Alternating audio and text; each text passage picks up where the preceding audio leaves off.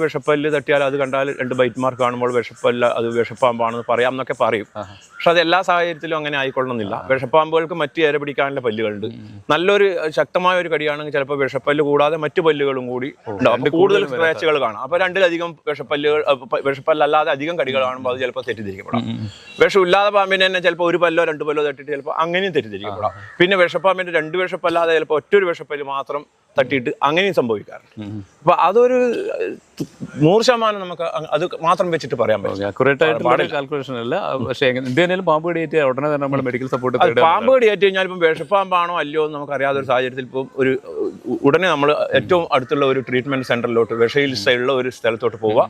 അവിടുന്ന് doctors confirm ചെയ്യുക ആണെങ്കിൽ ചികിത്സിക്കുക, അല്ലെങ്കിൽ വരിക. അല്ലാതെ നമ്മൾക്ക് ഇതിന്റെ മറ്റെന്തെങ്കിലും സിംറ്റംസ് കണ്ടിട്ട് നമ്മൾ ട്രീറ്റ്മെന്റിന് പോകുമ്പോഴേക്കും നമ്മുടെ സമയം നഷ്ടപ്പെട്ടു, നമ്മുടെ ഗോൾഡൻ അവർ നഷ്ടപ്പെട്ടു പോയാൽ പിന്നെ ചിലപ്പോൾ ആളെ കിട്ടണമെന്നില്ല. അതൊരു പ്രശ്നമുണ്ട്.